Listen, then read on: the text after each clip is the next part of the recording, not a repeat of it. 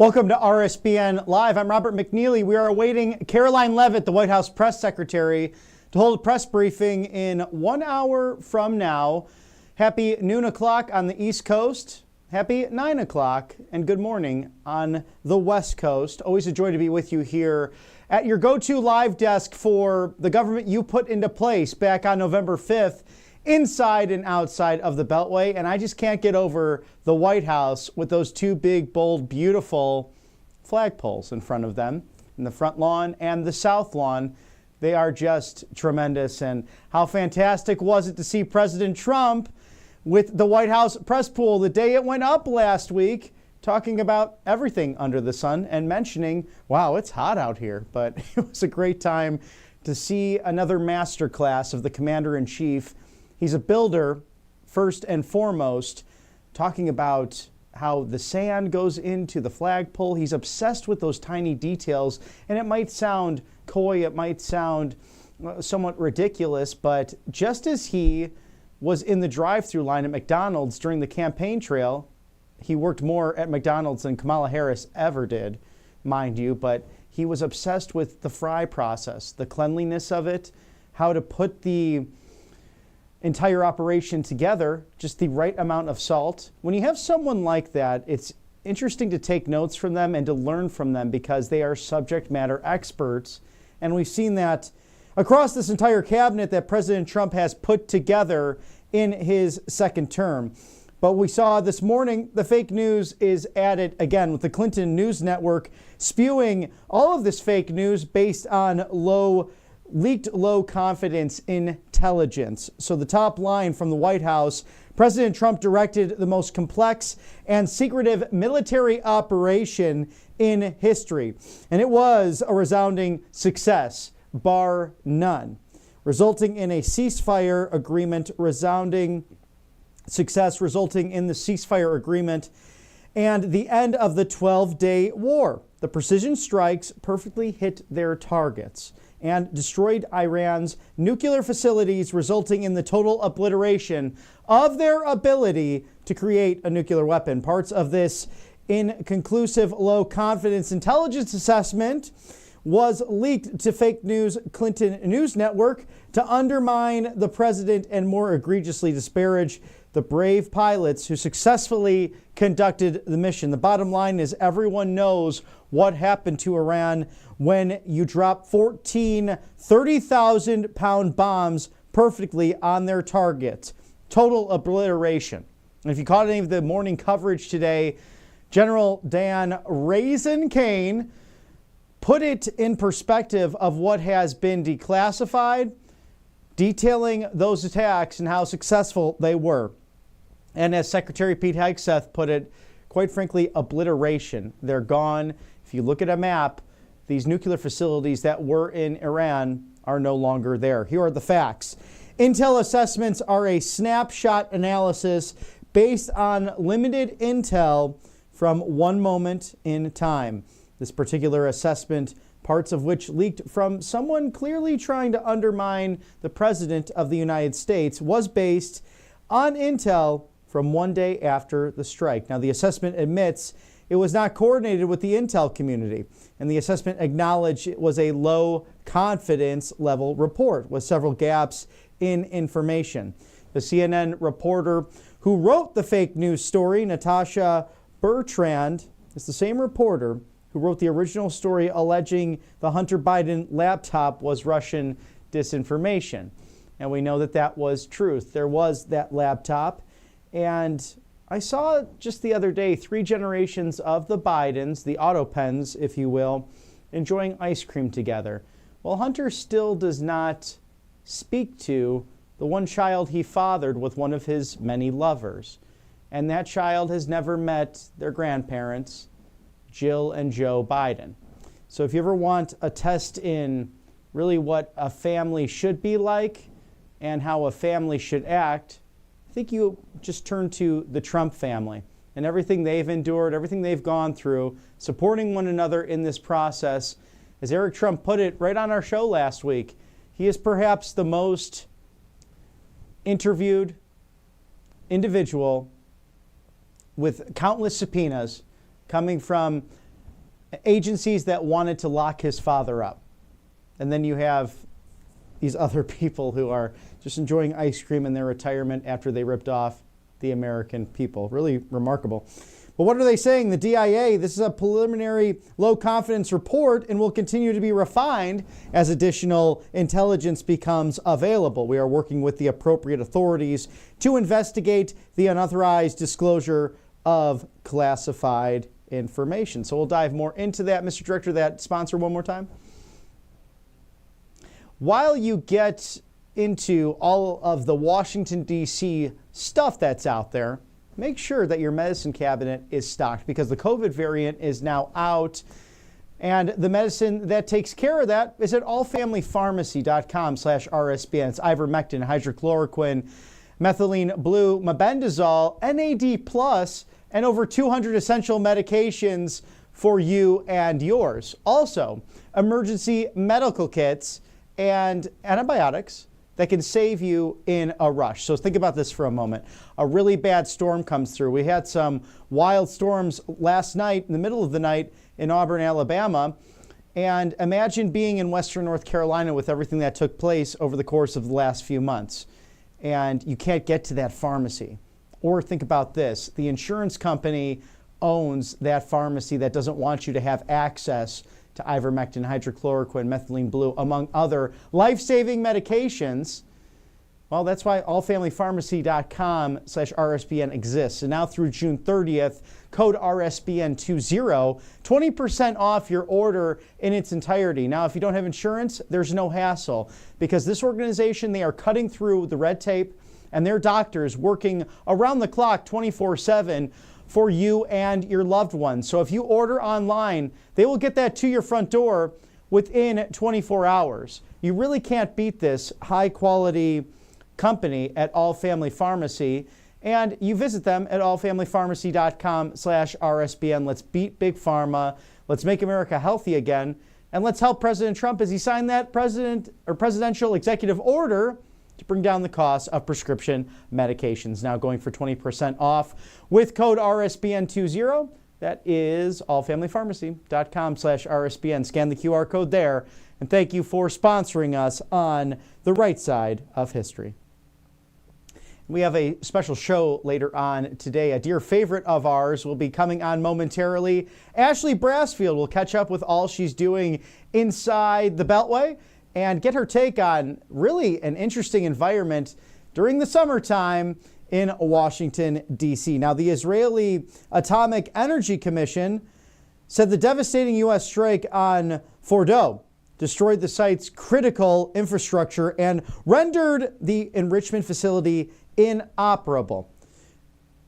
And this is according to that statement which the White House distributed.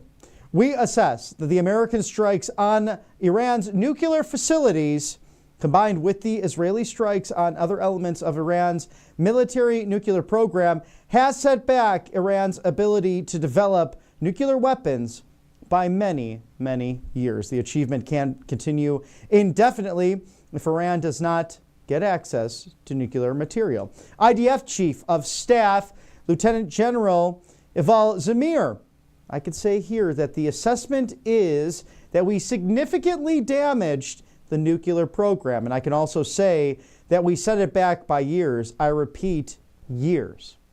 The Iran Foreign Ministry spokesman, Ismail Baghaei, our nuclear installations have been badly damaged. That's for sure. You want to talk about fake news? They have state-run media there in Iran. So it's like asking, that's the basics of journalism. Is the sky blue? Is it storming outside or is it not? There is just natural truth and natural order. And unless you're some in the American media, everyone can clearly see that Iran's capabilities no longer are operable. Now, Vice President J.D. Vance has said President Trump has obliterated the Iranian nuclear program. The American media seems destined to obliterate their own credibility on this fake story. And perhaps no one better or stronger in his voicing against the fake news, and people like Jennifer Griffin, actually a former colleague of this gentleman, who is known for her ability to write about leaked stories. He covered that today during that press conference at the Pentagon. Secretary of State Pete Hegseth saying, based on everything we have seen, and I have seen it all, our bombing campaign obliterated Iran's ability to create nuclear weapons. Our massive bombs hit exactly the right spot at each target and worked perfectly. The impact of those bombs is buried under a mountain of rubble in Iran.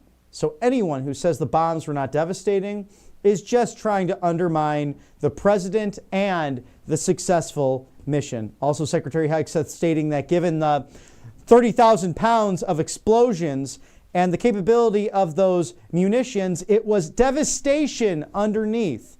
Fordo, any assessment that tells you otherwise is speculating with other motives. You really have to go back and watch our morning coverage today if you did not cover it bright and early in the morning, because General Raising Cane really lays out what took place. It's eerily reminiscent of, actually, Hollywood sometimes gets it right. And if you remember watching Top Gun Maverick from 3 years ago, that storyline of an unnamed enemy, but destroying their capabilities within that mountain range, eerily similar to what took place here. Now, it wasn't F-18s, but it was the B-2 bombers. It was Tomahawks as well. And in that film, you had the Tomahawks break up the runway for the enemy, who had next generation fighters. Something that we now have, and that's been shared with the American people from President Trump in these B-2 stealth bombers that apparently we have, Russia and China. The other countries, not so much. So we have left really a stinging effect in the world of peace through strength, that we can go undetected with these incredible planes and get the mission done and make sure no casualties are on the other side and on our side without being fired upon by surface-to-air missiles. My kudos to the military. And this media outlet at RSBN Live Desk will say congratulations and thank you to our brave men and women in the military who do not even want to be recognized for what they do. They put on that uniform voluntarily because they love this country. They love their families, their friends. They just want to be safely brought back home and have that civilian leadership that's watching out for them. And thanks be to God that President Trump, Vice President Vance, and Secretary Hegseth, along with Secretary of State Marco Rubio, who is truly extraordinary, this civilian team is so focused on America First policies and using the military as a last resort, but willing to use it to defend America and our interest. Thank you to our sponsors on the right side of history, Colonial Metals Group. The Chinese Communist Party wants an economic Pearl Harbor to happen to the United States. We won't let it happen on our watch. And great Americans like U.S. Attorney Judge Jeanine Pirro in the D.C. District, she loves this group and fully and completely endorses Colonial Metals Group, as we do here at the network. Scan that QR code now or go to freegoldguide.com/RSBN. Protect your IRA or 401k with gold, 100% tax-free. And for a limited time now, get $7,500 in silver. So $7,500 on the house is good, but it's paper money. Inflation can affect it. Imagine having that amount of wealth in silver. Not a bad thing to store in the lockbox. We know Al Gore is doing it, so why not get to it yourself? Protect your IRA and 401k with gold, 100% tax-free, and silver. Tangible metals that have stood the test of time. Look to 1971 when the Nixon administration went off of the gold standard. It's only gone up 7,000% in its value. Colonial Metals Group, the best in the business. Thank you for all you do in sponsoring the right side of history. As we look close to 12:15 now, the chairman of the Joint Chiefs of Staff. So I was mentioning General Raising Cane, Dan Cane, the initial battle damage assessments indicate that all three sites sustained extremely severe damage and destruction. More than 125 U.S. aircraft participated in this mission, including B-2 stealth bombers, multiple flights of 4th and 5th generation fighters. You might have remembered that being mentioned in Top Gun Maverick, and dozens of air refueling tankers, a guided missile submarine, and a full array of intelligence, surveillance, and reconnaissance aircraft, as well as hundreds of maintenance and operational professionals. Truly extraordinary, as we're joined by Daily Caller's very own Ashley Brassfield from Washington, D.C., our federal city. Ashley, I'm so impressed with what you've been writing about within the Beltway. And there's been this confusion over, I guess, some in the MAGA movement as it's developed over the last few days. We've had the mission in Iran. It's been very successful. And you had some, I guess, more on the libertarian side saying, no, we don't want to go there, like the Thomas Massie types. But isn't it interesting? He seems to be siding with Democrats way more often than he is with his own party. Yes, Bobby. Well, it is very interesting. Of course, we saw him side with Ro Khanna, who's come out and possibly could be a Democrat candidate going into the 2028 presidential election. I think he is putting himself in the position for that. But it is interesting to see people like Massie in the House and others in the Senate, like Paul, excuse me. But, there's a lot going on. And we actually spoke to a source familiar with the Daily Caller, and we're hearing, a lot coming from the president and everything. But we heard AIPAC is actually trying to seek out some challengers to possibly primary Massie coming in the midterms in 2026. Of course, we've heard a lot of this coming from the president's side, possible advisors from Axios reports looking at possibly trying to challenge Massie. And we saw, a scuffle, I would say, between the two on X this past weekend, as well with the vice president. So this has been a continuous back and forth with the two. Of course, the president, calling names, and Massie doing the same back at the administration, and Massie calling the act of the president bombing Iran unconstitutional. So a lot going on, and calling him, of course, a grandstander. And you're doing an amazing job at Daily Caller covering Congress and Capitol Hill. What's the temperature right there with someone like a Thomas Massie? He's arguing that Article 1 has a stance and the 1973 War Powers Act during Nixon and the Vietnam era. But we saw House Speaker Mike Johnson very eloquently, as a constitutional attorney, lay it out that, I'm friends with Tom and we'd love to see him back, but you have to kind of ask where his heart is, because Article 2 seems to be very clear, including Federalist number 70 by Alexander Hamilton, written in March of 1788, that the President of the United States does in many ways have powers as commander-in-chief, especially in wartime or surgical strikes. And I guess the height of hypocrisy is Thomas Massie is siding with a lot of these Democrats that were not standing up to Barack Obama when he authorized 9 or so attacks during his presidency that had no congressional approval. So what's some of the temperature on Capitol Hill right now regarding that? Right. Well, I think the temperature really is that exact question you just asked is, if people like Massie are going to side with Democrats and consistently vote no on much of the legislation, the allegiance and where they stand with the party is in question. What I will say on the flip side, if we're really going to speak about it, though, is, the idea of groupthink with a lot of that goes on at the Hill, and, the challenges that we see of possibly changing what goes on in the swamp. And I think really that is what Massie has tried to do. He was on Theo Vaughn's podcast talking about this. Of course, a lot about AIPAC recently.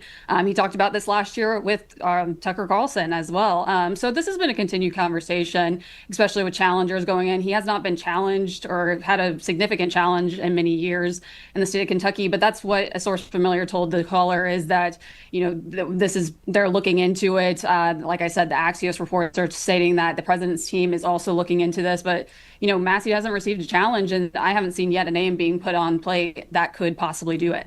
The Commonwealth of Kentucky might become the 2026 battleground state in the primaries and the general. So it'll be interesting to watch all of your coverage on that. And you are really writing some amazing works at Daily Caller.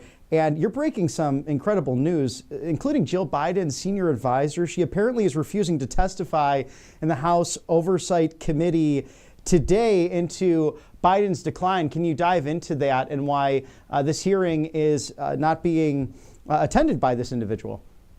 Right. Well, Anthony Burnell is Jill Biden's former senior advisor. I call him her pal, really. And he is not showing up. And Congressman Comer, chairman of the House Oversight Committee, wrote a letter, scathing letter, I would say, yesterday, stating that, he backed out after, voluntarily stating that he would come in for testimony. Of course, the news on that is that the White House revoked any privilege that yesterday from many aides from the Biden administration. And of course, I think that prompted Burnell in backing out. So the question becoming, what do they have to hide? I think many are asking, especially on the Hill and from Republicans in the House and the Senate. I know Senator Schmidt talked about this as well. But there's been many breaking stories. And actually, I just finished up a piece that the House Oversight Chair Comer just announced that they are subpoenaing him to come in, I believe, on July 16th at 10 a.m. to make sure that he comes before the committee to speak.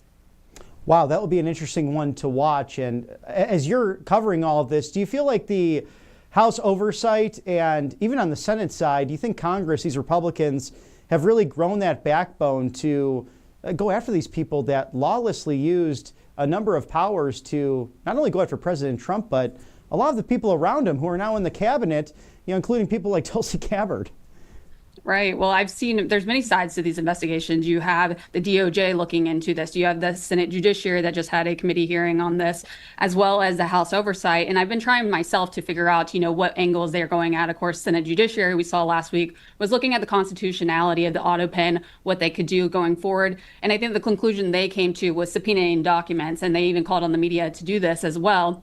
Of course, House Oversight is looking more at the aides and has called them in for hearings, private testimony. We saw Neera Tanden come in on Tuesday for over, I believe, 4 hours talking to the committee. We have yet to receive that transcript. But of course, as well as the DOJ side, where Ed Martin, the pardon attorney, has been called on by the Trump administration to look at this, as well as Pam Bondi. So I think we're going to continue to see this, developing in upcoming months, But a lot going on, a lot to keep track of, a lot of dates. Of course, I think we have about 3 other aides that are going to be coming in for testimony before the committee as well, all within the month of July and finishing out June.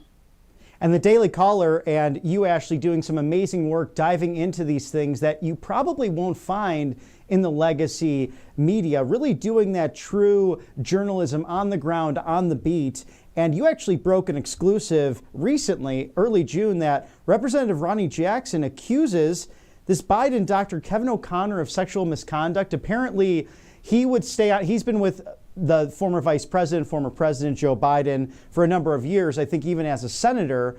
So he was going to stay on with him regardless of his actions in professional settings. But this seems to be something that is another scandal for the auto pen. Right. And this is something that you and I know best, Bobby, that a lot of the mainstream media does not cover stories like this. For some reason, not many mainstream media outlets pick this story up. And of course, thank you for having me on to talk about it as well. But yes, I spoke to Congressman Ronnie Jackson a few weeks ago for about 30 minutes. He gave me a lot of time to talk to him. And about 20 minutes into the conversation, I asked him, after digging a little bit, we don't know a lot about the White House Medical Unit. Of course, Ronnie Jackson, before becoming a congressman, was the director of the unit, as well as the physician to the president under Obama and President Trump. And so, I asked him just point blank, you're the boss of Kevin O'Connor while Joe Biden was vice president. O'Connor was the physician for the vice president at the time. What did you ever see anything from O'Connor that you felt like was a little off, or you didn't think he was a capable doctor at all? And of course, the answer came clean. And he's like, yeah, I didn't really feel that way. And, there were some things that I felt like he was doing that was inappropriate. And he did hesitate when I asked that a little bit. And so I kind of pushed him, asked him, saying that what inappropriate in what way, racial, gender.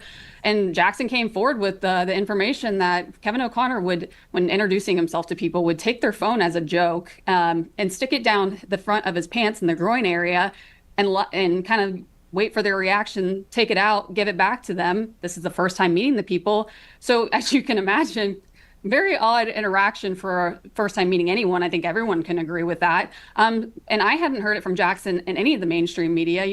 Many of these commentators really not pushing on questions, really not taking into the account that Jackson was his boss at one point. And he even signed off on fitness reports, throughout his time there. So he knew O'Connor going all the way back to the Obama administration. And it was very clear, Jackson told me, that basically if he were to fire O'Connor, that the message from the president would be reinstate him, straight from the vice president to President Obama. That never happened, he said, but he did say it was made very clear. And I'm sure, as many of the viewers understand, that in the workplace, you don't have to explicitly say things for it to be pretty clear sometimes. Wow, that's an amazing story, Ashley. And please keep us abreast of that if you have a follow-up with Congressman Jackson or perhaps this doctor who is accused of these things, because, of course, we always believe in presumption of innocence before guilt. But I have a feeling if this was a Republican administration, the tables would have been turned. But it's interesting to see that of Dr. Kevin O'Connor, his alleged sexual misconduct. Can you dive into some of your thoughts on President Trump's foreign policy from G7? It was supposed to be much longer, roughly 72 hours, turned into 24 hours. Seemed to have a great rapport with Giorgia Meloni of Italy, Mark Carney of Canada, and another trade deal with UK Prime Minister Starmer, which seemed to be buried because of the cycle of the 12-day war with Israel and Iran, and then leading into, of course, NATO and the success with the 5% GDP across the board, with the exception of Spain. But this is also really the first president as pro-Israel as RSBN is, as I am. I don't want to speak necessarily for Daily Caller and your own feelings to it, but we're big fans of Prime Minister Bibi Netanyahu here. But also President Trump really said, look, there's a ceasefire, pull the planes back. And we saw that he was quite upset leaving for NATO just the other day, and then seemed to have called up Prime Minister Netanyahu and everything was just dandy after that. But I can't think of another American president who's really stood up to Israel and a prime minister and said, no, it's going to be this way and it's going to be America first. Right. Well, he had harsh words for Bibi Netanyahu as well as Iran, and basically stating that, these two have been fighting for a very long time. They really, in other words, don't know what to do with themselves. And, I think the president's been frustrated. He's been working hard on the Ukraine and Russia front, as well as the Israeli Palestine front, and now with Iran. So he's got a lot on his plate. So you can feel the frustration coming from the president. Of course, we saw him at NATO yesterday taking a strong stance. I think there is a contrast between the two presidents, as we talked about, even when on the campaign trail, of the appearance and people coming up to him, world leaders, and how they, respect the president in a lot of ways. And the way he's handled things has been very different from Joe Biden overall. But, I would say that, the G7 being cut short, like you said, a lot of this has been blown over, and a lot of news has been blown over from this 12-day war. But, I think this is ongoing. We saw Pete Hegseth and General Raising Cane talk this morning, of course, about the results. And they've been very critical of the media's coverage on many of these things, as well as even Tulsi Gabbard. I reached out to ODNI, but we asked them, what's the stance from the intelligence analysis from March to now? And they said the media is twisting her words. So, I think they have a point there as well. They went after Fox's Jennifer Griffith with the intelligence reports, and they are differing across the board. But at a certain point, I think we have to, continue asking as the media, certain questions, but at the same time, not trying to get, I would say scoop or things that are just not true. Making sure you're backing those sources. I think that's what we try and do here at the Daily Caller. And that's my take on it. Yeah, the Daily Caller, an extraordinary organization, and you truly, Ashley Brassfield, one of the finest journalists in all of Washington, D.C. Some of our viewers might remember you as a correspondent here at Right Side Broadcasting Network during the campaign trail, but why don't you share with everyone here just what you're up to and your daily agenda with covering Capitol Hill? Right. Well, there's always a lot going on. We have the big, beautiful bill on the Senate side looking at many of these green energy tax credits. That's been a big focus of mine recently. There's some debate going on with those. Of course, the House being pretty staunch on getting rid of those from the Inflation Reduction Act passed by the Biden administration in 2022, as well as the Senate side that says, we want to keep some of these jobs. So I think there's going to be a lot unfolding there. Of course, the SALT tax things with the states and everything. That's a lot that's happening. So keeping an eye on that. But my primary beat right now has been the Hill and those Biden investigations. There's a lot going on, a lot developing. And I continue to keep looking at that. Also been focusing on some intelligence things, of course, with this 12-day war.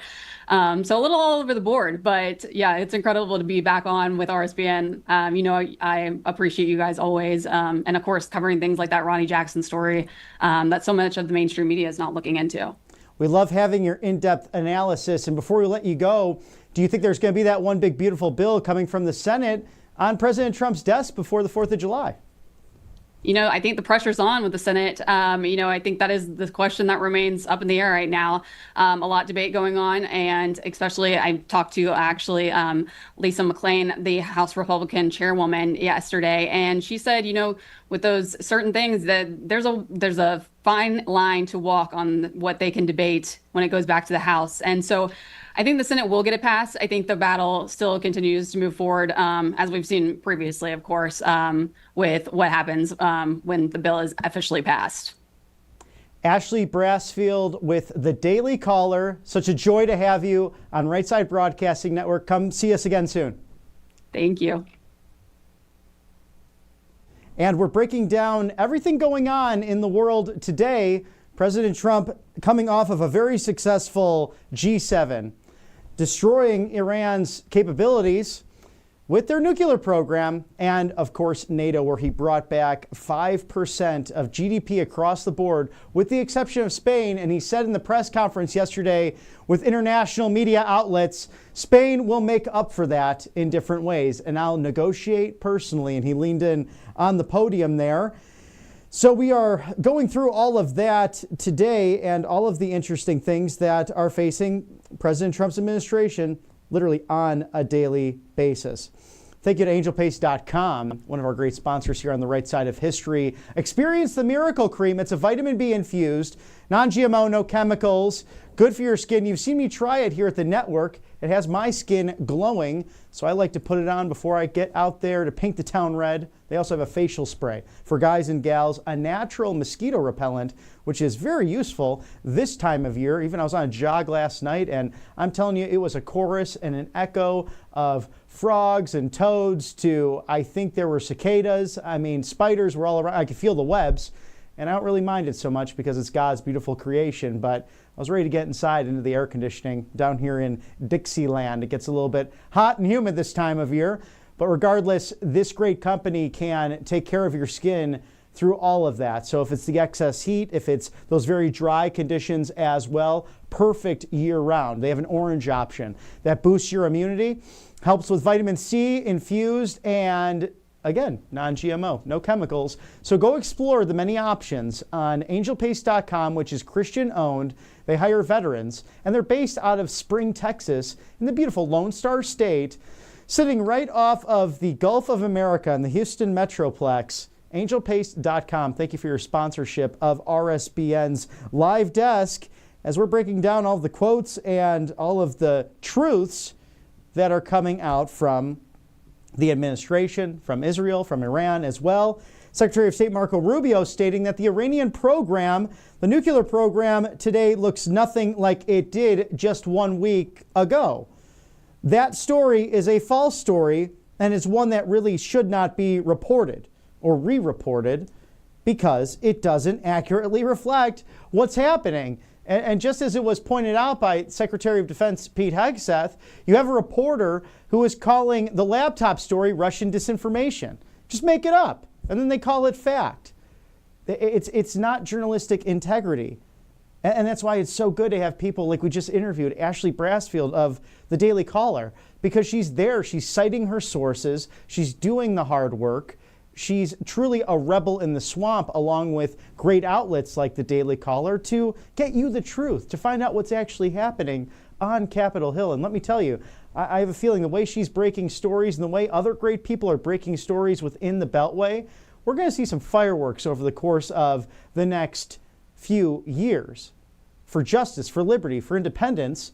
And not just those fireworks we'll be celebrating next week with America's birthday, 249 years young, but those liberty and independence fireworks that will reveal and pull that curtain back, as President Trump has on your government. A split screen there of Capitol Hill and the White House. A beautiful day in Washington, D.C. Now, with the weather last night, it actually cooled it off a bit here in Auburn, Alabama, with a high in the 70s today. 77 around that spot, still very humid, but it was a nice cool off from the high 90s. But regardless, I could deal with it better now than I could snow in the past. I don't know how I lived where I lived for years and years, dealing with those long winters. As we break down all of what's happening in the Trump administration, we are awaiting Karoline Leavitt to hold a press briefing at the 1 p.m. Eastern hour. So stay tuned for that. I'm sure it will be another one knocked out of the park. We know she is the GOAT of press secretaries, doing an extraordinary job, not representing herself, but representing President Trump, this mission, this MAGA agenda that is positive populism, fighting for families, the middle class, and the entire country, regardless if you support it or not. Now, Special Envoy Steve Witkoff, we put 12 bunker buster bombs on Fordo. There's no doubt that it breached the canopy. There's no doubt that it was well within reach of the depth that these bunker busters go to. These are big, beautiful bombs. They're over 30,000 pounds. And there's no doubt that it was obliterated. So the reporting out there in some way suggests that we did not achieve the objective is just completely preposterous. And what's so amazing about peace through strength and negotiating with everyone, regardless if you're friend or foe, Steve Witkoff will probably be leading those talks next week as a Middle East envoy with Iran to see what moves further. Now, Director of National Intelligence Tulsi Gabbard.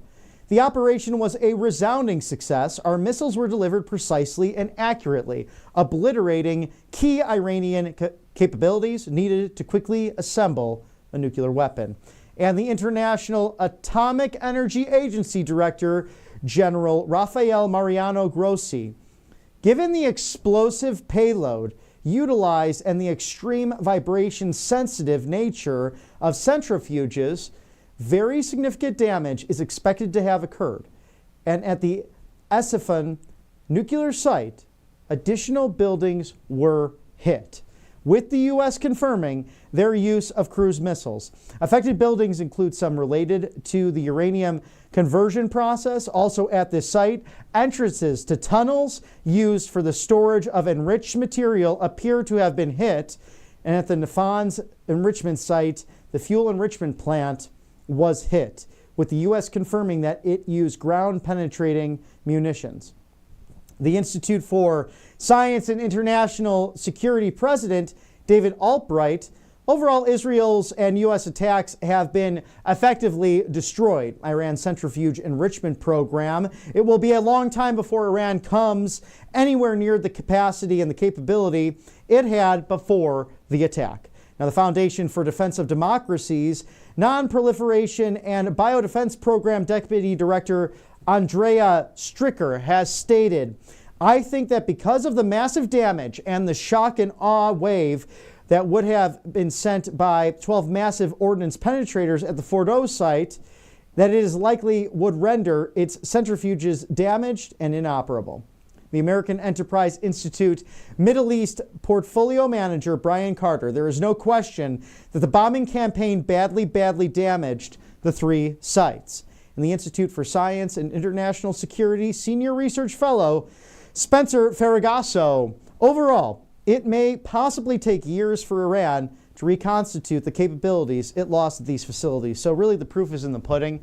And it's silly that the Clinton News Network would spin this in such a way to create doubt for the American people.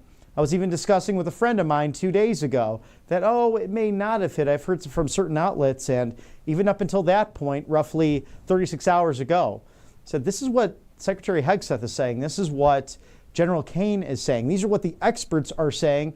Iran is even saying it, and God knows they have spun their own narrative over the last 50 years of theocratic monster tactics, including the fact that if you do not convert to Shia Islam, you will die by the sword. Need I say more? As we thank our special sponsors here on the right side of history, Kalshi.com/RSBN. So this is the place you can go to trade on the most important events. See, scan that QR code there, dead center, Kalshi, spelled Kalshi. It's one of the newest, best, most fun betting sites where you can trade on the most important events. So questions like, will the LA Dodgers repeat the World Series championship? Something not easy to do, but we recently saw that in the National Hockey League with the Florida Panthers, who I'm sure will have a return visit to the White House to celebrate with President Trump. That was a great day a few months back. And questions like, will egg prices continue to go down? Or will the Democrats end up taking the House and the Senate? That's like nightmare fuel for me. But all of these questions right there at Kalshi.com/RSBN, your go-to to trade on the most important events affecting the United States in culture, politics, music, sports, and much more. So go to Kalshi.com/RSBN for all of your trading interests as we look at 1240 right now, 20 minutes to the scheduled time of White House Press Secretary Karoline Leavitt holding a press briefing today. We have that there live, and we have some members of the media there. But usually when it starts getting more packed up, that means a couple of minutes until the GOAT of press secretaries, Karoline Leavitt. We always get a great vantage point of our colleagues and friends in the James S. Brady briefing room. Here's a little historical context for you at the moment. That used to be the location of the White House swimming pool, and certain presidents really enjoyed that swimming pool for different reasons, but it is quite a tiny location. When you go and visit in there, it's actually a surprise when you get all of these people, as they're getting the new media in there, really kind of squished, because they're trying to get as many voices out there so you, the American people, can hear transparent truth. And of course, that seat right there next to deputy staff of Karoline's, the White House new media seat. What an extraordinary plan and project to get all of this information out to everyone, whether it's Gen Z, millennials, to the baby boomers, and all of the generations of Americans who love this country, including those newest among us, Generation Alpha. And let me tell you, with the young ones in my life, those goofballs, they definitely have that alpha personality, and we want to leave a country to them that was better than the one we found it. And I know for my generation of the millennials and even going into Gen Zers, we've had to fight through to get to where we want to be. We've had a country with incredible debt, $36 trillion now, mostly thanks to President Trump's living predecessors, especially the auto pen, who was ready, willing, and able to sell our sovereignty to the highest bidder, as long as the last name Biden, the Irish surname, which I'm sad I even share the fact that I'm also Irish Catholic. I won't even get into that, but someone unworthy of the title, to say the least, because of his antics along with his brother James, always willing to sell to the highest bidder, regardless of loyalty to this country. Perhaps some would call that treason.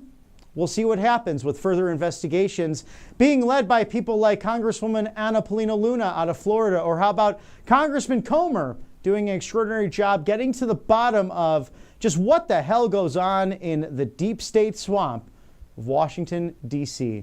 This League of Shadows, the amoeba that was known as the globalist uniparty, really falling apart. And you could hear it screaming as it decays because of this MAGA positive populist movement that you put into place. Traditional conservative Republicans, traditional liberal Democrats, those independent, and those who I'm most impressed with, who did not care about the political process until President Trump and First Lady Melania Trump came down the golden escalator. Mind you, people were laughing at them in the process, said it would never happen. People like George Clooney, the big demon rat donor, that, he'll never be president. Remember President Obama on Jimmy Kimmel with the mic drop? Well, at least I'll be a president. Well, you're wrong about that, sir, along with many other things. One thing you were right about, wow, don't underestimate Joe Biden's ability to expletive things up. So every once in a while, a president gets irritated with something, and you got to drop that F-bomb, just like President Trump did the other day, to make a point, to stand up to foreign adversaries and, at times, friends who do not adhere to a ceasefire agreed to within the first hour. Can you think of another American president who has stood up to Prime Minister Bibi Netanyahu? And we here at the network, and I can speak for myself, a big fan of Prime Minister Netanyahu, his selfless service. He's actually in the same bloodline, the lineage of King David. How cool is that? But there's a situation there where President Trump brokers the peace deal, and then it gets violated by a friend. He said, turn the damn planes around. What are you doing? So it's only through the American military, it's only through American might, it's only through principles dating back to what President Reagan first attempted to do in the 1980s to safely secure the United States domestically and internationally. So why not get a piece of memorabilia to help show your clients, your friends, your family, just where you stand, whether it's your MAGA office or your MAGA man cave for Sunday football right around the corner, Trump Force One airplane. I have one of these on my desk, and I love it to death at patriotaddictdeals.com. Now, a forewarning, going on this website, you'll likely buy something. They have the best quality products that showcase the MAGA movement. So, Trump Force One airplane, it's all handcrafted. There's only 100 of these. They will go fast. When I purchased mine, some were saying, oh, this will last forever, and they were gone for a few months. So don't let that happen again. Get your limited edition Trump Force One airplane for 20% off today. Claim that 20% off with code RSBN20. Very easy to remember, patriotaddictdeals.com. Take the screenshot right now, patriotaddictdeals.com. Trump Force One airplane. A great piece of memorabilia. And while you're at it, if you're having any issues with sleep, and just getting ready for your day, the go-to is mypillow.com/RSBN with their exclusive special, free with any purchase. With God, all things are possible. The multi-use MyPillow 2.0, nearly a $40 value. Even Mr. Mike Lindell of Minnesota said, I can't believe I'm giving such a great deal this time and around. But we know he's the master marketer. So mypillow.com/RSBN. Call today. Don't delay. You need a good night's rest in the good old US of A. 800-836-7566. Support Mike Lindell and RSBN by shopping now at mypillow.com/RSBN. Save with code RSBN, easy to remember. And thank you to Mike Lindell. He is the purveyor of free speech, the defender of election integrity, and perhaps future governor of Minnesota. I know I'd like to see that. What say you? Feel free to write in to the network. Feedback at rsbn.tv if you wish to opine. At 12:47 Eastern, we are gearing up for White House Press Secretary Karoline Leavitt to deliver her weekly press briefing. And we know she has really knocked this out of the park. She is an extraordinary press secretary, and age really doesn't matter because she's the youngest to do this job. And she's perhaps done it better than anyone else. She has kept that professionalism, kept that cool, but has been strong in the face of a legacy media that seems a little bit upset and nervous about people that are surrounding them, those new voices and those new outlets who join us in getting out the truth to you, the American people. That's our goal here at this live desk, to bring you everything in real time. We don't edit the speeches. We don't edit the press conferences. We don't dip out of them unless President Trump's doing something super extraordinary. We got to catch his comment on something, but he's also very gracious when those hearings are going on with his schedule. So he wants you to see what's happening in the Republican Congress as well. But regardless of what we're covering inside and outside of the Beltway, we want to throw it there for you so you can listen in. You want to get the full coverage. Too many other outlets say, hey, we're going to dip in for a second. And then Karoline will walk out and say, good morning, good afternoon from the White House. And this is what the accomplishments are. And then, back to us, back to the talking head to spew more nonsense and fake news. That's how we operate here. We'll do the analysis. We're on the right side of history as hosts, as anchors, journalists, as writers, producers, and directors working around the clock for you to get you the story out there. But we want you to see the entirety of everything. And that's why it's a pleasure for me to be here, because I want to work for an organization that's going to bring you the truth, that is going to bring you unbridled access, that won't fear from asking the tough questions and diving into top analysis with our friends, again, inside and outside of the Beltway. So it's an exciting time in this American golden era. And we'll see how this all leads into 2026, because 2025, kind of an off year. You might have some of those municipal elections, which if you do, make sure, please go participate, because that's the government closest to you. All these years later, nearly 250 years, what the founders envisioned in their founding documents, they wanted government that was closest to the people to be the most accountable.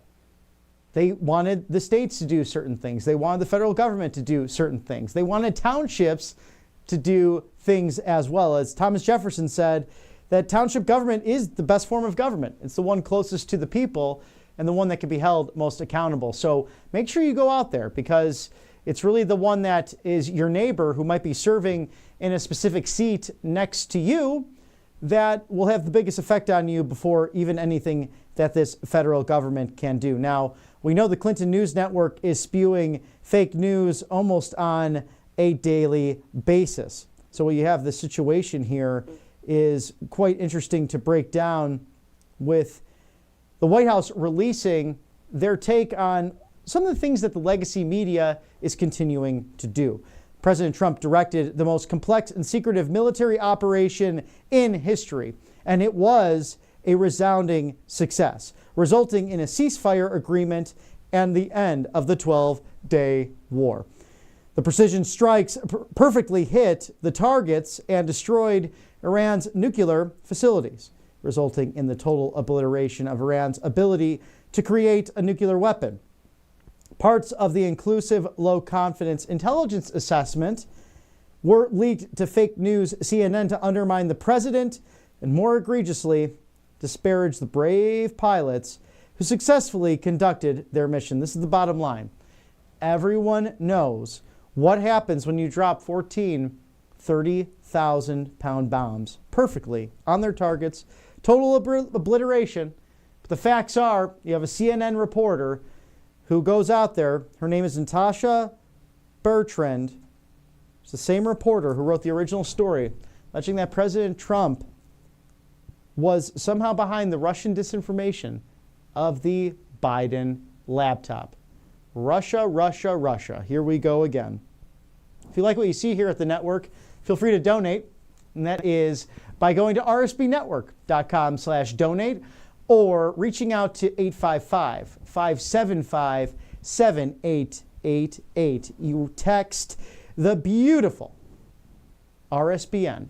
It's 4 of the most wonderful letters you'll ever see, to 855-575-7888. Don't delay. Contact today. We'd be very, very thankful for $2, $20, $200, $2,000, whatever you can give, because the more you give, the more we're able to keep this amazing content streaming online for your viewing pleasure, whether it's live or whether you go to the playback. And like today, 3 different broadcasts, one this morning, one right now, one this afternoon with President Trump having an event later on. We hope you tune into that starting at 3 o'clock Eastern. And then, of course, tonight, yours truly, the Voice of Reason at 6 o'clock p.m. Eastern. We'd be honored to have you join us tonight as we dive into an amazing story regarding the Constitution, our founding documents, and everything involved with your nation. It's a legal immigrant story of Theodore Oman. And this amazing gentleman who wanted to get a Declaration of Independence and a Constitution into every school in America. Well, he has since passed, a great man of Bohemian descent. And you'll love this story. I don't want to spoil it for you because I want you to tune in tonight. The gentleman who is now entrusted with all this, literally by happenstance, he stumbled upon it. A great patriot in his own right, Mark Hill of the Prairie State of Illinois, will detail just the amazing project that's happening right now, how you can make an effect on your alma mater or perhaps your child's school district. Catch it all in the Voice of Reason tonight, featuring yours truly. Now, that picture of me from Tombstone, Arizona, the gentleman that took that picture, his name is Sam Jage, happens to be my best dear friend, and it's his birthday today. So happy birthday, Sam Jage, and to your beautiful family. Hope to see you soon, brother. I miss getting to spend time with you. When we lived out in Arizona, man, did we paint the town red, and that was definitely the case in Tombstone, Arizona. And he's a hell of a photographer, hell of a philosopher, a great historian in his own right. Why? He likes to read, and so do I. And of course, here we have these founding documents, we the people, everything that inspires us here in this country, the documents and writings of the founding fathers. So get to it and enjoy tonight the Voice of Reason at 6 o'clock p.m. Eastern for a great story on the Declaration of Independence, the Constitution, Thomas Oman, his mission of getting these founding documents taught and displayed in every single American classroom, private and public. So stay tuned for that as we await Karoline Leavitt holding a press briefing today at roughly scheduled for 5 minutes from now. So we look forward to that. We'll also have an exclusive interview forthcoming with Janelle King. She is a Republican strategist and media expert, also happens to be the host of the Janelle King Show.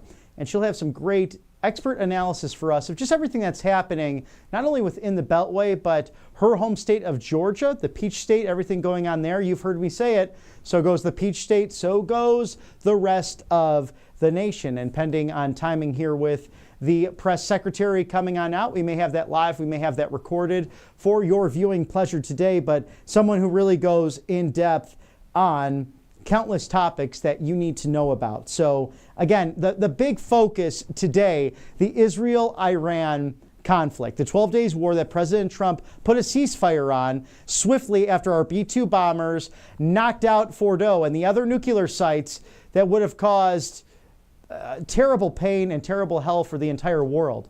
These things cannot go off. Mutually assured destruction is not shared, that view of that, with the Iranian mullahs and the Ayatollah. And this president stopped it. The other ones talked about it. The living predecessors, they said, well, Iran can never have a nuclear weapon. They never did anything about it. This president did. And I've been loving the memes going around. Perhaps I can find one for you and post it on one of our streams today. But with Dick Cheney, it says that, goodness, he needed, $2 billion, and Halliburton, all these other things to go find the weapons of mass destruction in Iraq because they were allegedly building a bomb. We found that out was not true. And all that yellow cake, where did that go, Dick Cheney? Hey, Liz Cheney, how are you doing? Do you have another fake impeachment hearing to attend to? Oh, yeah, you lost the election. You're no longer a congresswoman. It's the beauty of our country, isn't it? You can vote them out. That's a wonderful thing, especially in her case. But President Trump needed two 20 or so year old bombers. The youngest on this mission, I believe, 21. One of the older ones, 28. You think about that. They're in their 20s, and they are preparing day in and day out for a scenario like this. And he only needed a few minutes, knock out those sites after an 18-hour trip directly from Missouri. It should make all of our enemies shake in their boots and have goosebumps run up their necks. The fact that America can reach you anywhere with such a stealth capability to be undetected. So we will show up, we'll take care of business, and then before you know it, we'll be gone. So think twice about messing with the United States and the American military. And our gratefulness to the Gulf nations, Qatar especially, the Emir warning us after the Iranians warned them that they'd be firing upon Doha on that Air Force base at Al Udeid that General Kane and Secretary Hegseth were speaking of earlier today in the earlier broadcast. President Trump was there. Secretary Hegseth was there just weeks ago. But the Gulf states, with the strongest condemnation of those attacks, their retaliation from Iran, and of all people, the Muslim and the Arab world, really, really vocal on the fact that Iran should not have a nuclear weapon, period. So that was extraordinary to see, because I was shocked that the Palestinian leader, Mahmoud Abbas, decided to join the echoing voices. And that's because of President Trump's leadership. That is because of the Peace Through Strength agenda that's making a difference on a daily basis. So you have all this going on in the world. You have great successes happening, but we've seen the world for what it is. President Trump does not wear the rose-colored glasses. He sees it, the evil that's out there, and wants to deal with it. So where does that leave you protecting your family? allfamilypharmacy.com/RSBN truly is your go-to. RSBN20, that code for 20% off. Pay less for prescription medications. allfamilypharmacy.com/RSBN. Scan that QR code now, and you'll get ivermectin, hydrochloroquine, methylene blue, mebendazole, also NAD+, and all of those essential medications that can protect you and yours, whether it's an emergency medical kit or antibiotics that can be life-saving, all for less. So say you don't have insurance, don't worry about it. There's no strings attached. They want to break through the red tape here at All Family Pharmacy, and they're doing just that after President Trump signed the executive order to bring down the price of prescription medications. Think about this. A crazy storm comes in through the middle of the night, or someone you love gets that new COVID variant, or even worse, the insurance company that you are with owns the pharmacy down the street, and they don't even want you to have ivermectin, hydrochloroquine. They want you to take an alternative that's going to make them money. That's a conflict of interest, is it not? That's why the committed doctors, pharmacists, the good people here at All Family Pharmacy want to put you first. allfamilypharmacy.com/RSBN. Code RSBN 20% off today through June 30th.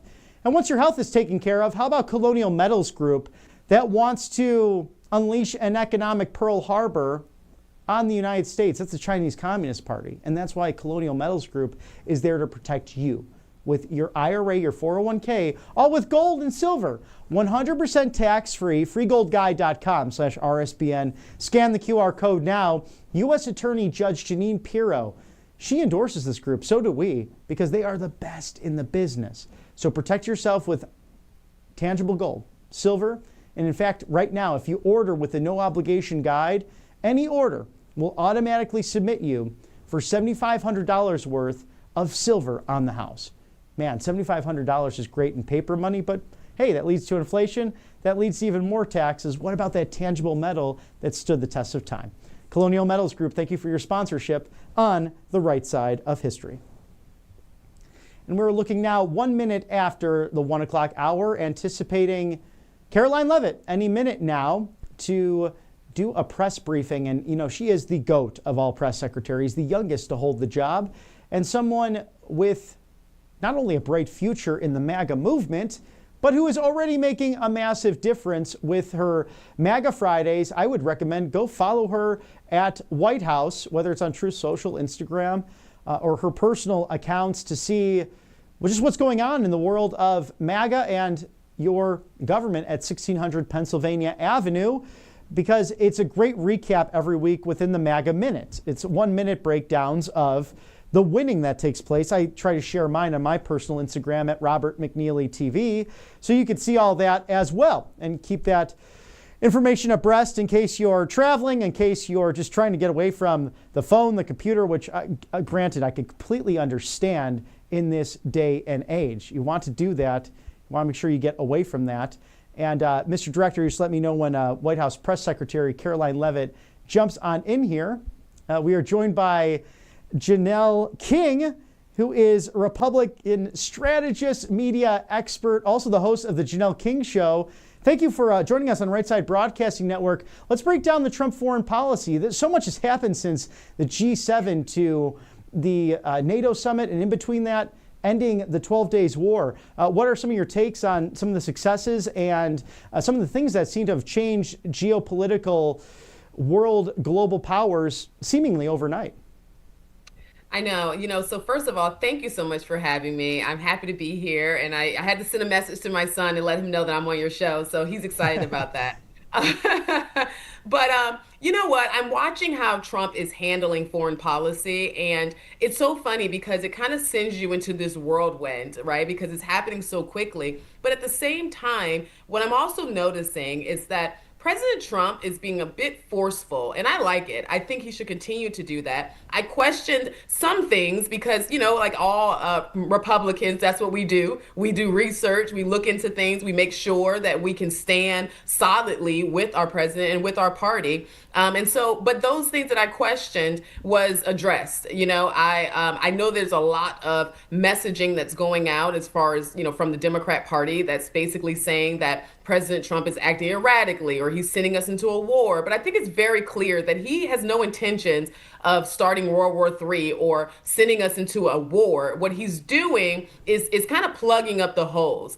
And I encourage people who are particularly our age and younger to do some research on this relationship between the United States and Iran. I had to go all the way back 40 years ago, so I went back further past where I was born. But when I did that, I realized that this relationship, this tug of war, has kind of been here for a while. And so what President Trump is doing and what he has done was he continued to kind of keep the lid on Iran, who has these objectives to not just affect the economy of America, but they chant death to America. They do not want to see us there. They feel like any country it does not operate as a theocracy is somehow out of place. So I think we need to make sure we have clear perspective. And I do think that his approach to foreign policy, be it forceful, is what we need right now.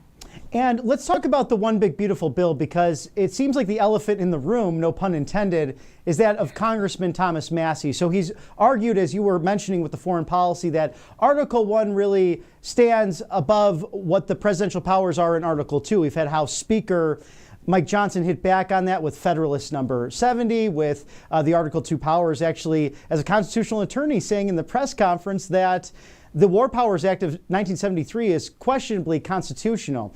But how does that relate to the one big beautiful bill? We've seen Thomas Massie seemingly aligning more with Democrats than he is with his own party.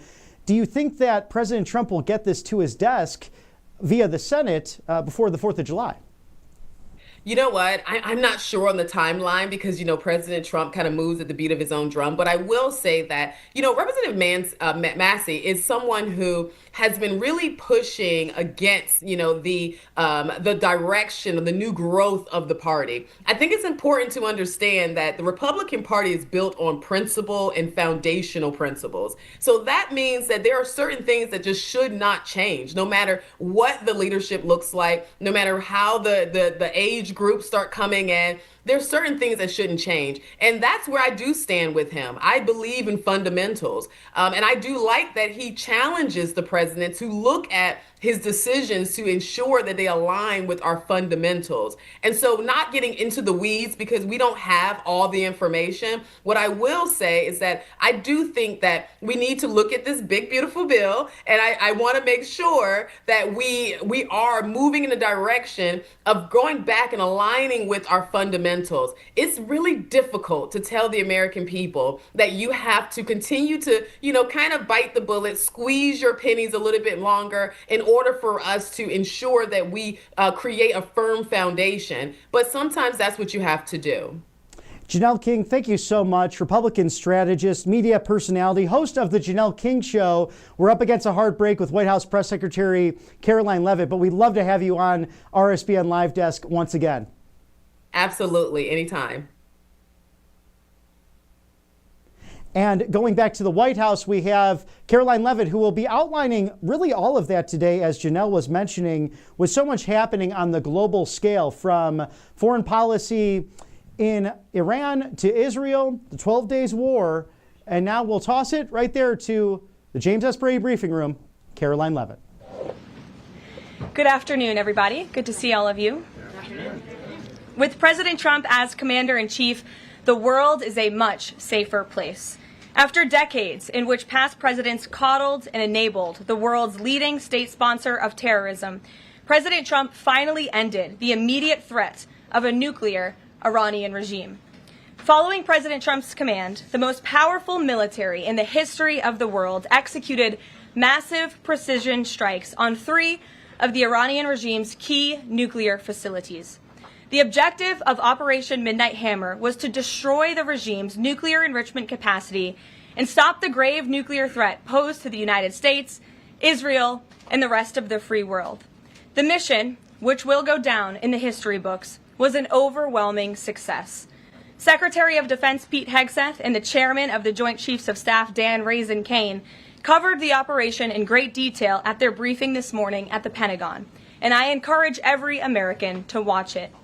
As President Trump has said repeatedly, the United States of America has the greatest, fiercest, and bravest armed forces ever to stride the face of this earth, and we couldn't be more grateful and proud of our nation's warriors. The Iranian regime was weeks away from being able to produce a nuclear weapon that would threaten the entire world before President Trump took this decisive action on Saturday night to obliterate their nuclear capabilities. The contrast in leadership could not be more clear. Barack Obama and Joe Biden sent pallets of cash, American taxpayer dollars, and a failed attempt to buy the Iranian regime's compliance with a weak and ineffective deal. President Trump sent a fleet of American warplanes to destroy Iran's ability to produce a nuclear weapon. The United States and the entire world are safer because of this president's decisiveness. Despite agenda-driven leaks by the fake news media aimed at undermining this incredible accomplishment achieved by President Trump and our brave fighter pilots, there is broad consensus emerging already that Iran's nuclear capabilities were indeed destroyed. The United States, Israel, the United Nations, and even Iran all agree they can no longer build a nuclear weapon. So why did the president immediately turn to obliterating after the Iranian nuclear threat? Securing peace. Within 48 hours of the devastating strike, President Trump and his team brokered a historic ceasefire between Israel and Iran and officially ended the 12-day war. The Middle East is now shifting away from chaos and bloodshed and moving toward the beginning stages of a new era of peace and stability that President Trump has long called on them to achieve. This was unthinkable at this time last week, and this is what peace through strength looks like. Under President Trump, America will relentlessly advance our interests without being dragged into endless wars. His fearless leadership guarantees America is once again respected across the world. Just look at what he was able to accomplish at the NATO summit in the Netherlands. Many of you were there. Our allies agreed to invest 5% of their GDP annually in defense because President Trump demanded it. This will be the most significant reinforcement of NATO's collective defense in the history of the NATO alliance. And as a result, the United States of America will carry less of the burden, and our NATO allies will be stronger than ever before. As NATO Secretary General Ruda put it, for too long, one ally, the United States, and our taxpayers, I may add, carried too much of the burden of that commitment. And that changes today. President Trump made this change possible. We will produce trillions more for our common defense to make us stronger and fairer by equalizing spending between America and our allies. This is the Trump effect. This is what the president meant when he declared that America is back. Now, back here at home, Americans are paying much cheaper prices for gasoline this summer, as both the Wall Street Journal and the New York Times pointed out today. Here's how the Wall Street Journal put it. Hitting the road this summer won't bring as much of a big hit to your wallet. The national average for a gallon of regular gasoline is about 23 cents cheaper than this time last year. Analysts say plentiful supply is expected to keep prices down in the coming months. These are the cheapest gas prices at this point of the summer since 2021. And despite all the doom casting from liberal pundits, oil prices on Tuesday were lower than before the Israel-Iran conflict began. As President Trump continues to unleash American energy, our country will have even more efficient, reliable, and affordable energy to protect our national security and fuel our people. Later this afternoon, here at the White House, the president will host a One Big Beautiful event in the East Room to rally Republicans to get the One Big Beautiful bill across the finish line. At that event, he will be joined by everyday Americans from across the country who will massively benefit from the common sense policies and provisions within this bill. This is the largest tax cut for working and middle-class Americans in history, and it's going to put more money into the pockets of hardworking Americans. Families will see an average increase in take-home pay of more than $10,000 per year. Americans earning between $30,000 and $80,000 per year will see a 15% tax cut. Overtime and tipped workers will save thousands of dollars annually. And our amazing seniors will receive historic financial relief by reducing the tax burden on their Social Security benefits. Simply put, this bill is going to unlock the golden age of America. And we look forward to continuing to work with the Senate and the House to see this bill on the president's desk for signature by Independence Day. Here in our new media seat today, we have Colin Anderson with the Washington Free Beacon, who will kick off our question and answer. Colin, go ahead. Thank you, Caroline. We reported yesterday on a briefing from the Israeli defense minister in which he said the U.S. and Israel are working together to monitor any attempts from Iran to rebuild their nuclear program, and also that if Iran was to do so, the U.S. and Israel would work together to once again destroy that nuclear program. Does that align with the president's thinking? Look, the president, as I said in those opening remarks, Colin, and thanks for being with us today, views the Middle East on its way to peace and prosperity. And the president used strength on Saturday night. The whole world saw that the United States is indeed the most lethal fighting force in the world with those precision strikes on Saturday evening. But the president wants peace. He always has. And right now we're on a diplomatic path with Iran. The president and his team, namely Special Envoy Witkoff, continue to be in communication with the Iranians and especially our Gulf and Arab partners in the region to come to an agreement with Iran. As for our alliance with the State of Israel and that friendship and that partnership between the United States and the State of Israel, I would argue it has never been stronger. And we see a new era in which perhaps some of these Gulf and Arab states can sign on to the Abraham Accords. That was one of the president's most signature accomplishments in his first term, and he'd like to see more of those countries sign on in this second term. And so we look forward to sustaining a long and durable peace in the region, and the president wants to do that through a diplomatic solution. But as he proved on Saturday night, he's not afraid to use strength if we need to do it. Gabe. Thanks, Caroline. The president mentioned in a Truth Social post that no enriched uranium was moved from Fordow. What about the other two sites, Isfahan and Natanz, and how can the president be so sure that no uranium was moved? Well, what I can assure you is that the United States and our intelligence agencies and Director Ratcliffe and the President's entire national security team were obviously watching these sites very closely in the weeks and the days leading up to the attack on Saturday, which I will add was one of the most secretive and successful operations in United States history. I think many of you in this room would agree with that because none of you in this room knew about the strike on Saturday until it took place. So we were watching closely, and there was no indication to the United States that any of that enriched uranium was moved prior to the strike. From any of the sites? Correct. And then one more thing, Caroline. Next week, the president mentioned there to be talks with Iran. Didn't mention any details, and Iran has not confirmed them. Can you share any details about any potential talks next week? We don't have anything scheduled as of now, but I spoke to our Special Envoy Witkoff at length this morning, and I can assure all of you we continue to be in close communication with the Iranians and through our intermediaries as well, namely the Qataris, who have been an incredible ally and partner throughout this entire effort. And as I said, this administration is always focused on diplomacy and peace, and we want to ensure we can get to a place where Iran agrees to a non-enrichment civil nuclear program, and there are many other requests that the United States has. Those details continue to really, they're just starting. Of course, the operation was just on Saturday night, but we are in touch, and if there is a meeting, we will let you know as we always do. Brian.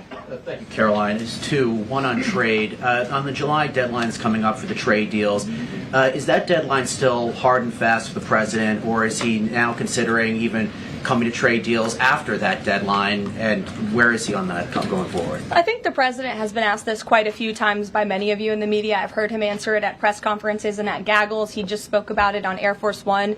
The deadline is not critical. The president can simply provide these countries with a deal if they refuse to make us one by the deadline, and that means the president can pick a reciprocal tariff rate that he believes is advantageous for the United States and for the American worker, and he will continue to do that. But as for the deals, our United States Trade Ambassador, Jameson Greer, I speak to him frequently. He's working very hard, and he has had very good and productive discussions with many of our key trading partners. And on the One Big Beautiful Bill, there's conversations on the Hill right now about the Medicaid cuts. I'm curious if the final bill that the president's been talking about comes to him and it has Medicaid cuts in it, will he sign it, or would he rather just Congress do away with those cuts? I think our friends in both the Senate and the House know exactly where the president stands on Medicaid. He wants to get rid of the waste, fraud, and abuse, and they are working to do that in the Senate right now. Jennifer. Follow up on that, on the Big Beautiful Bill. Is there enough time for Congress to work through the issues it needs to work through? I'm saying, does the president need to move back his deadline a little bit? We expect that bill to be on the president's desk for signature by July 4th. I know that there was a ruling by the Senate parliamentarian this morning. Look, this is part of the process. This is part of the inner workings of the United States Senate. But the president is adamant about seeing this bill on his desk here at the White House by Independence Day. And then on Israel, is there a date set for the prime minister to visit the White House yet? Is he coming in a couple weeks? There isn't a date, but the prime minister has expressed interest in coming to the White House to meet with the president and come to Washington. The president is obviously very open to that, but we don't have a date. When we do, we'll let you all know. Kate. The president suggested he was open to sending more Patriot air defense missiles to Ukraine. Is that going to happen, and were there any other assurances that he made directly to Zelensky when they met?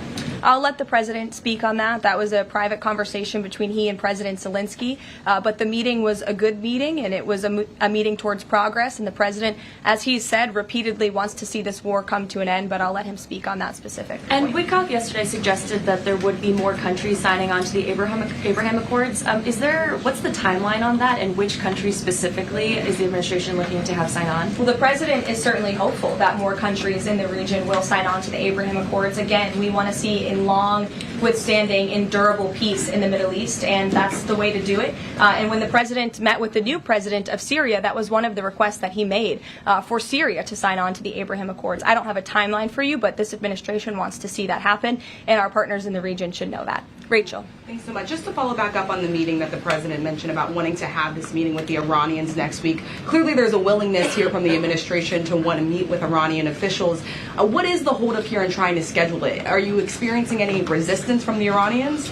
No, have some patience. We just had this strike on Saturday night. The president secured a ceasefire. A lot has happened in the last week. He was just in the Netherlands. Now he's back home to have a big event this afternoon on the One Big Beautiful Bill and get our domestic priorities across the finish line. So we'll get there. And like I said, we're in constant communication. And just one more, just on the goal of the meeting. The president mentioned yesterday that it may not be necessary to have an agreement with the Iranians. What is the purpose? What would be the goal of this meeting? Again, to continue moving forward towards a long-standing peace in the Middle East. Jordan. Yes, Caroline, thank you. So the president had some harsh words for both Israel and Iran on Tuesday as he was departing from the NATO summit after they both violated the ceasefire. He said, what's your response to Americans who are worried the peace isn't going to last and think that Israel is trying to plunge us into another endless war on their behalf? I think the fact that the president was able to successfully negotiate a ceasefire when nobody thought that was possible, it was a surprise to everyone in this room. It was a surprise to the world, but the president got it done because he wants to see peace in this world. He does not want the United States to be dragged into these conflicts. Again, he's not afraid to use strength if he has to, but the president has already proven he can put America first and deliver on peace at the same time. They're not mutually exclusive goals. And then one more. After Kari Lake, she testified in the House Foreign Affairs Committee on the waste, fraud, and abuse and the rot, really, in Voice of America and USAGF. The president called for Congress to kill it. What does that look like, and is the president willing to sign an executive order?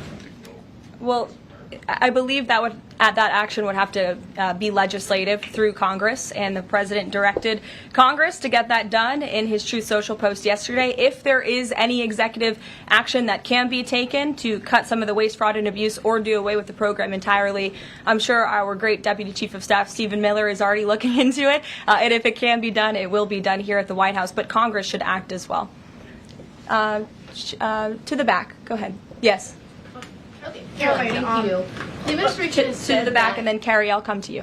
Yeah, the administration said that the DIA report was low confidence intel. Can you share what other assessments are currently underway to get to the bottom of just how effective these strikes were? Yes. Well, I can assure you what the CIA director said, that when we look at the entirety of the intelligence that we have to this date, it concludes that these strikes on the Iranian nuclear facilities were absolutely successful. It was a total obliteration, as the president said, and not only does our own intelligence say that, but also the Iranian foreign minister has said that.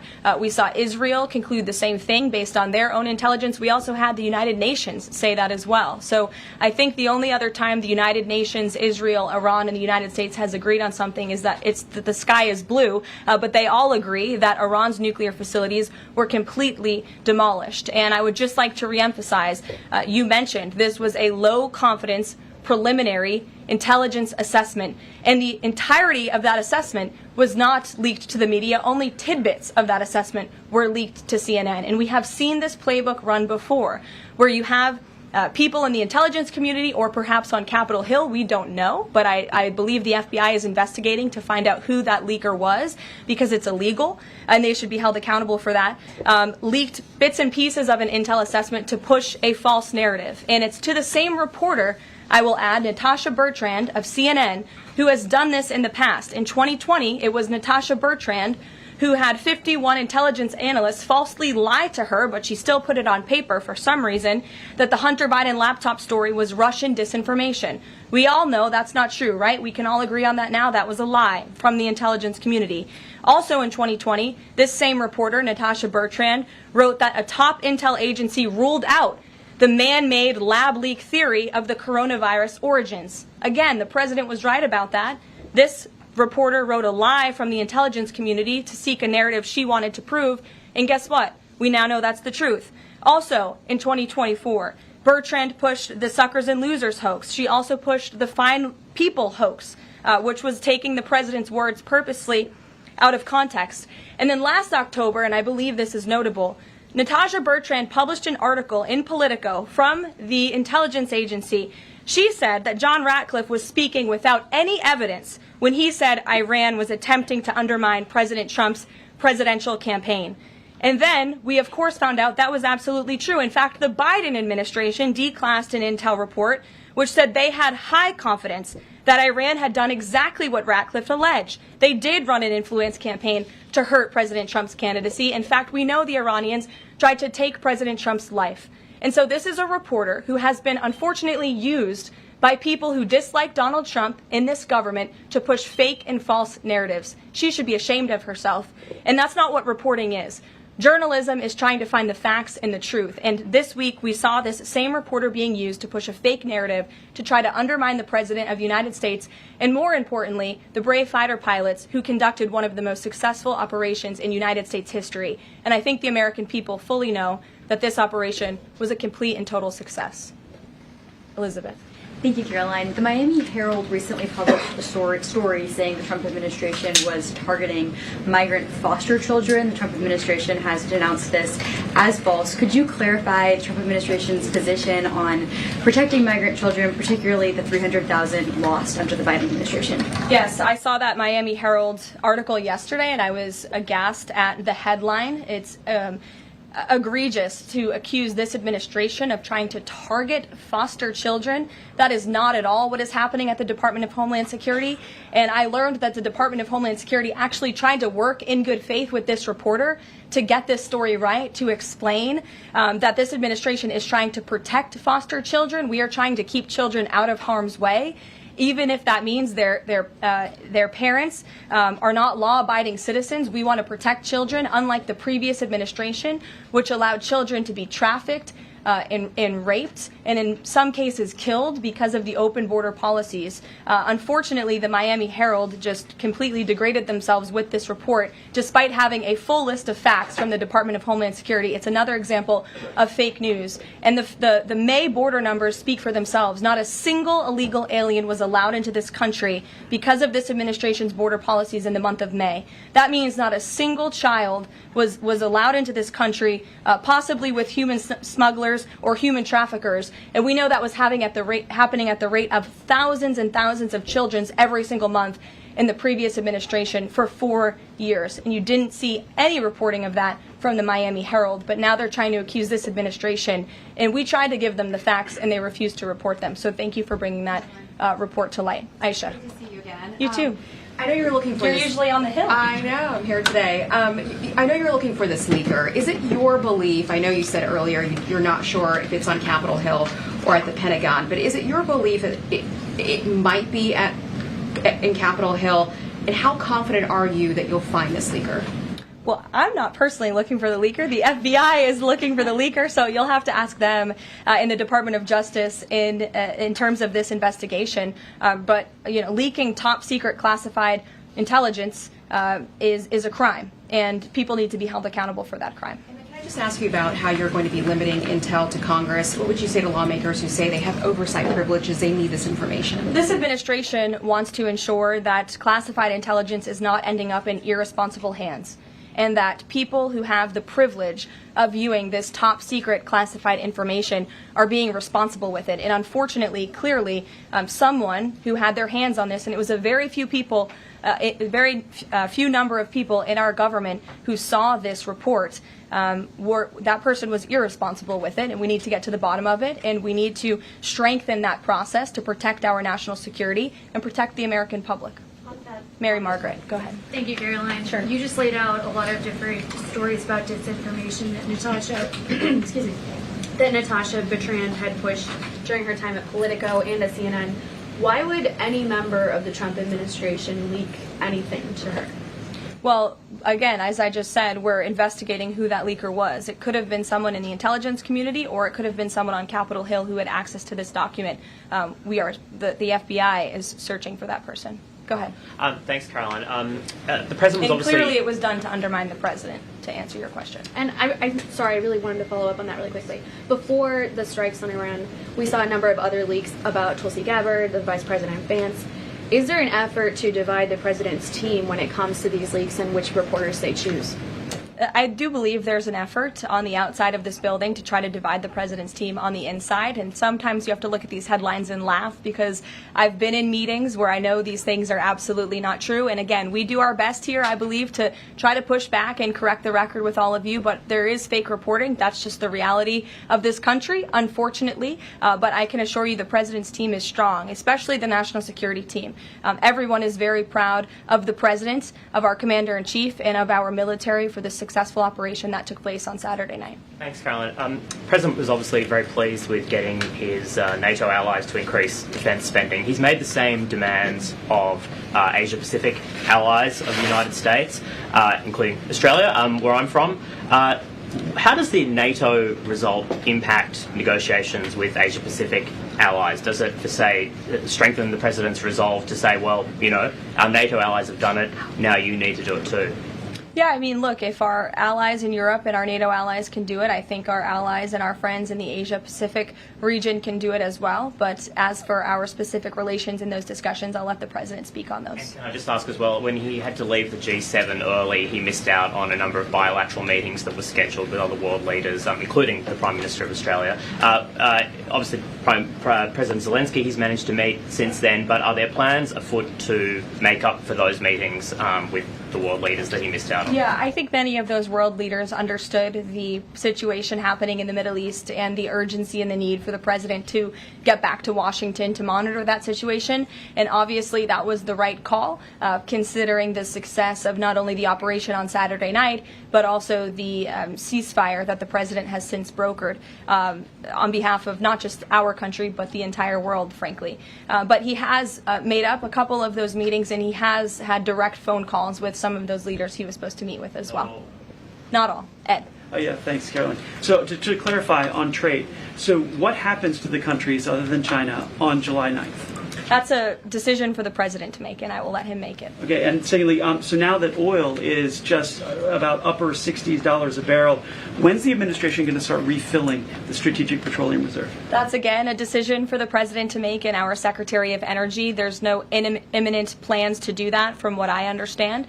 But as you have seen with the plummeting of oil prices in this country, it's because this president and our Department of Energy have really tapped into our resources here, and we have an increase of supply, unlike the previous administration that totally hampered our domestic energy efforts, but totally robbed and drained our strategic petroleum reserves. So when the time is right, the president will make that decision. But right now, we are utilizing the resources that God blessed us with right here in our country to produce energy for our people. You know, one more if I could, on the One Big Beautiful Bill, does the president believe the parliamentarian of the Senate should be removed? I haven't spoken to him about that, and I'll let him speak on it. However, again, he knows this is part of the process and the inner workings of the Senate, and he wants to see this bill done, and he remains very much engaged in these conversations and in this process with lawmakers in both the Senate and the House side, and the whole White House does as well. In the back. Yes, Libby. Thank you, Caroline. Earlier today, the president stated that these photos out of Fordo that were showing nuclear materials being removed, suspected of showing that, were just concrete workers. What intelligence is that based upon? Look, the president shared that statement with all of you, and I already answered the question about whether uranium was moved prior to the strike, and the answer is no.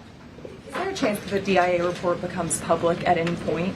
I don't think this administration is going to get into the habit of sharing classified, top-secret information. Those classifications exist for a reason, and I wish everyone who had the privilege of looking at these documents would respect that. Daniel? Thank you, Caroline. You've been emphatic that the president's expectations for the One Big Beautiful Bill to hit that July 4th deadline. You had a big meeting on Capitol Hill yesterday with the Republican Study Committee. Did you walk away from that meeting pleased with what you heard? Did it bolster your confidence that Congress is able to meet that the expectation of the president? Yes, I did. The camaraderie at the Republican Study Committee was great. Members, expressed, their feelings about the bill, but as we saw, the bill passed through the House, despite many people believing it could not. So the House is ready to receive this bill back from the Senate so they can pass it and bring it to the president's desk. So it was a great meeting, and Republicans are very unified. And we also talked about the mayoral race in New York City and how the victory of the Democratic primary candidate really shows how far left and unhinged the Democrat Party has become. And Republicans truly are on the right side of every issue in this country. We are on the side of no men in women's sports, on the side of low taxes, secure borders. So that was the topic of discussion, and the unity was strong and the camaraderie was high, and I know everyone looks forward to being here at the White House for the bill signing next week. Sure. Thanks, Caroline. The Supreme Court ruled this morning that South Carolina is allowed to deem Planned Parenthood as not a qualified health care provider, and that will block it from receiving Medicaid funds. Does the White House have a statement on that ruling, and would the president support a standalone bill from Congress to defund Planned Parenthood at a federal level rather than letting each state determine it? I'll let the president speak on that legislative priority, but as for the Supreme Court ruling, the president has always maintained that Americans should not be forced to violate their conscience and their religious liberty by having their tax dollars fund abortions, and we're glad the Supreme Court ruled on that side today, or yesterday. Then on Iran, but on a domestic matter, in January, President Trump revoked security details for several former administrations, including Mike Pompeo, Mark Milley, and John Bolton. Given the heightened tensions with Iran right now, is he considering restoring those security details? That's not under consideration right now. Fran. If I could follow up on trade, and then I have a question about the bill as well. Are you saying at this point that there's no plans to extend that July 8th and July 9th deadline, and especially with everything that's been going on from Iran to the tax bill on Capitol Hill? Is that under consideration at all at this point? Perhaps it could be extended, but that's a decision for the president to make. And as far as the bill itself goes, since the president has been back, what has he been doing beyond the event that he's having later today to try and get wobbly senators on board? Is he making phone calls, twisting arms? Is he having some people over to the White House? Can you tell us more about that? There have been meetings at the White House this week. I saw some senators rolling out of the Oval Office the other day, and the president remains on the phones talking to his friends in the Senate when necessary, and when they call, he picks up the phone. And I think that's why they greatly trust and respect his leadership. And we're having that big event later this afternoon at 4 o'clock. I would encourage you all to tune in. We're going to have some great everyday Americans who are in attendance. We'll have some tipped delivery drivers. I think we're going to have a barber from the great state of Arkansas here in attendance. We're going to have some law enforcement officers, some Border Patrol agents, and Tom Homan will be speaking as well. So the point of this event is to show the American people how this bill works for them and how there are provisions in this bill that will change their lives. Can you tell us which senators you saw rolling out of the Oval Office? I'll let the president speak on that if he wish. I don't share details about his private meetings without his permission. Emily, go ahead. Today, the Justice Department announced it was opening an investigation into employment discrimination at the University of California, alleging they had race and sex-based quotas. Federal law bars hiring somebody based on their race or sex, but do you also object to universities working harder to make sure they have a diverse group of candidates to consider? And do you expect more investigations like this from DOJ? I have not seen that investigation from the Department of Justice, but I can certainly check in. What I can tell you, it's the position of this president that we want to restore a merit-based society and culture in the United States of America where people are not hired nor are they promoted based on their color of their skin or their gender. The president wants people to be hired in the workforce because of their merit and their skill, and I think most Americans agree with that. I'll take one more. Carrie, because I promised you earlier. So the Ayatollah Khomeini came out and said that Iran will, quote, never surrender to the U.S. That being said, what remains to do with the possible responses from Iranian proxies in the region and even in the U.S.? Look, we saw the Ayatollah's video, and when you have a totalitarian regime, you have to save face. I think any common sense, open-minded person knows the truth about the precision strikes on Saturday night. They were wildly successful, and it's what led to the ceasefire agreement between Israel and Iran, which the president is very grateful for. And the United States of America remains prepared to defend our assets and our personnel in the region. And again, I would just emphasize the success of the strike that took place on Saturday night, and the world is a safer place because of it.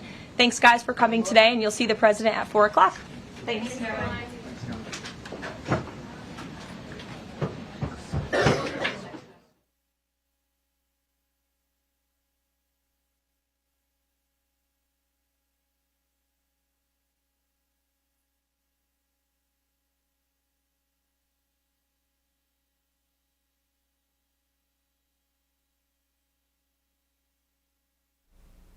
The absolute GOAT of press secretaries, Karoline Leavitt, holding a press briefing on this beautiful Thursday, June 26, 2025.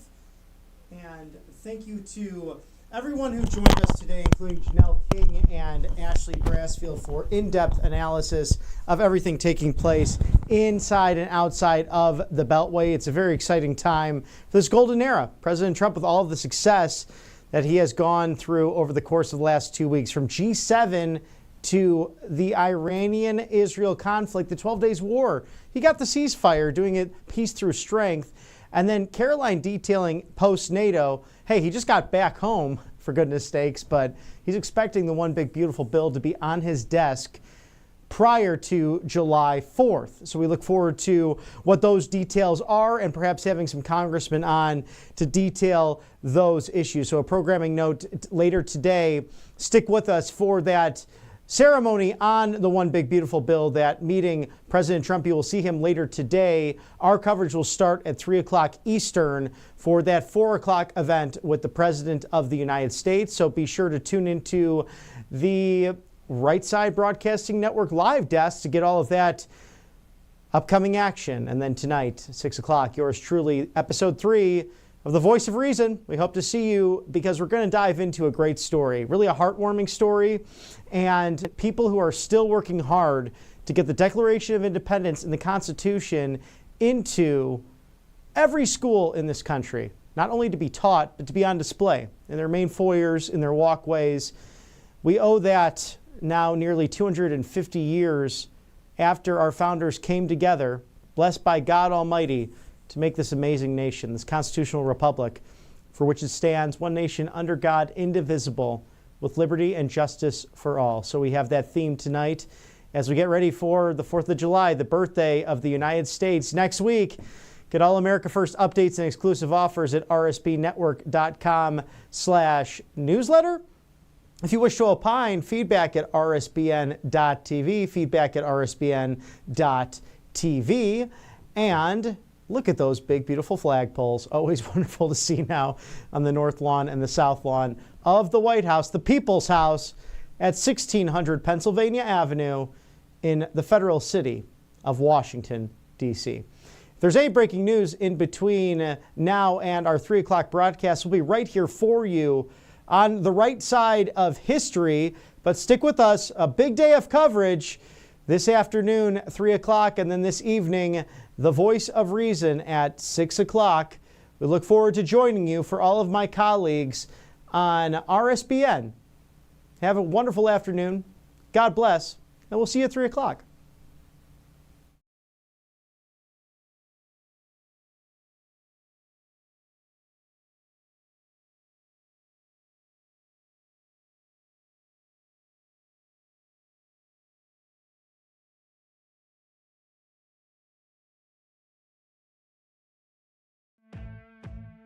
Welcome to Right Side Broadcasting Network, your trusted conservative news outlet. At RSBN, we deliver the truth when the mainstream media falls short. Since 2015, we've proudly broadcasted every single one of President Trump's iconic MAGA rallies, bringing you the excitement and energy live before anyone else. By watching RSBN, you get an unfiltered front row view of the action on the ground. We interview the crowds to give a voice to millions of Americans just like you. We show you President Trump's speeches in their entirety, free from interruptions and censorship. We cover the stories that matter to you with the integrity and passion you deserve. Thank you for choosing RSBN as your home for America First News. Together, we stand strong, united, and informed. So join us and be part of the right side of history. Hey y'all, it's Silk from the Diamond and Silk Chit Chat Live Show. Look, don't forget to check me out right here on RSBN Network. Be sure to watch the show on Right Side Broadcasting Network, and I want you to support Right Side Broadcasting Network. Yes, it's imperative that you do so, okay?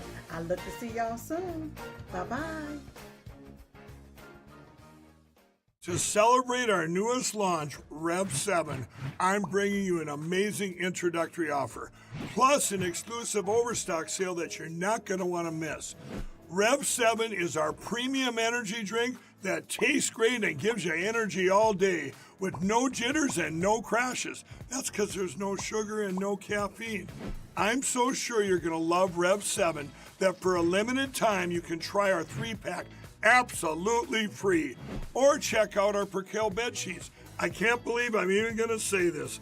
Every color, every style, every size, only $29.88. So go to mypillow.com or call the number on your screen. Use your promo code to save 20% on our Rev 7 12-packs or try our introductory 3-pack absolutely free. And our Percale bed sheets, all sizes only $29.88, even the queens and kings.